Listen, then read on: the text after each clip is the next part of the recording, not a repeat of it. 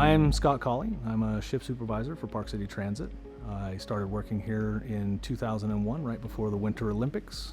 My name's Eric Hales. I'm a battalion chief with Park City Fire District. The biggest traffic problems that Park City faces is there's only two corridors into Park City. You've got Highway 224 and you've got Highway 248. So there's only two ways into Park City, and you've got three ski resorts within a few miles of each other. And every afternoon when everybody's trying to leave town, they get stacked up at all these traffic lights. There's just more cars than the road can handle. And those corridors get really congested, especially with skier traffic and the tourism that we have up here.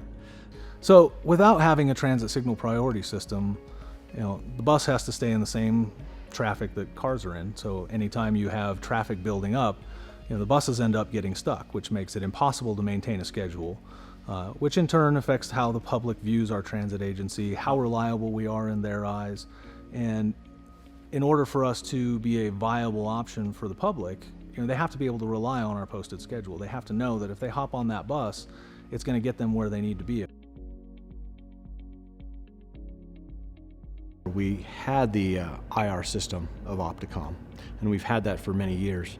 And it worked great initially, but as our city expanded, they kept putting in traffic lights.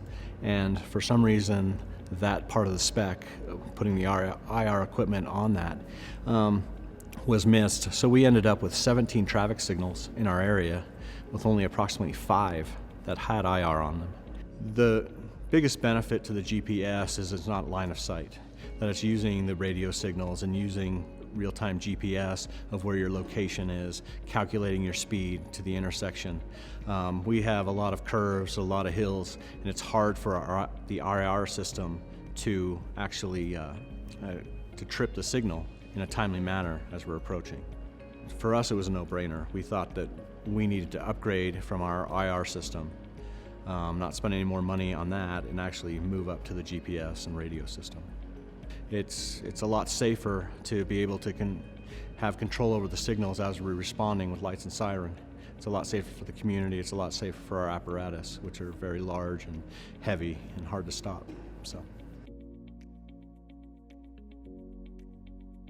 Many years ago, we started working on a intelligent transit system, an ITS system, where we had GPS trackers and this cool software that tracks all the buses. And part of our research into that, once we had implemented the first phases of that system and started working with it, we realized we needed something to further that, to help move it along. But we've been in these conversations for almost 7 years. It was primarily when the transit authority up here, Park City, started putting in buses and bringing routes out into the county, that they started looking at ways for low priority preemption for their new system.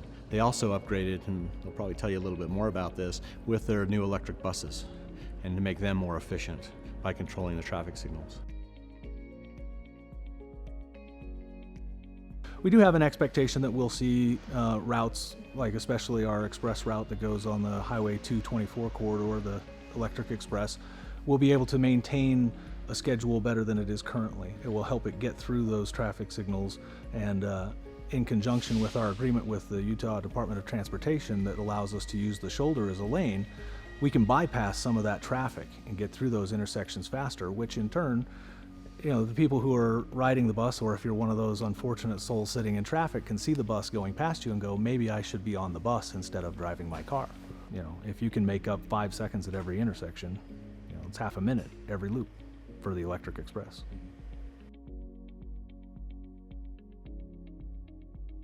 Actually, we haven't had any responding accidents to name of, but it's just ensuring that we don't have those, being proactive with having preemption. We know that one of the most dangerous things that we do as responders is responding lights and siren through intersections, against the red. So in making sure that we have control over that, and it's safer for the public and it's safer for our responders.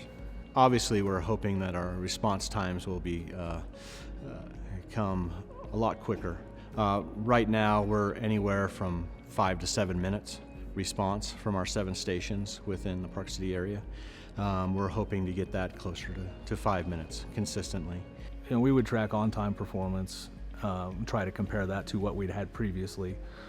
We might even track, you know, how long buses are sitting in a specific intersection or in a specific intersection trying to make a certain maneuver, like a left turn or a right turn, to maybe reevaluate, should we adjust that route? You know, can we change the way that route works so that it can get through that intersection faster?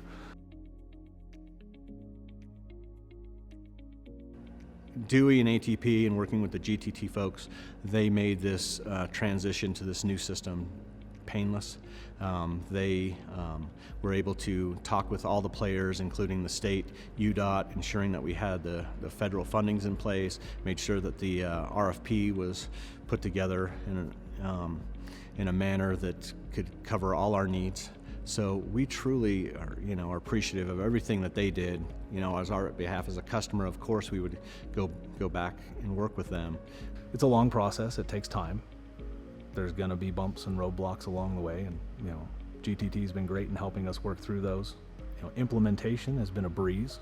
You know, so far, once you get through the contracting process, which is where I focus the most, once you get through that, it seems fairly straightforward of figuring out the little details about how to get an intersection to work the way you want it to, and how to install things in your vehicles. And you know, overall, I think it's been a fun project to work on. I've enjoyed it immensely. If you are able to partner with local and regional agencies so everyone can benefit from this, it would be difficult if it was just Park City Fire trying to take care and provide all the infrastructure for this. The fact that we can have transit involved, hopefully have our police department involved, our sheriff's office, our ambulance service, all involved in this, and then getting the help from UDOT, the Utah Department of Transportation, and all those players together is what makes this project very successful.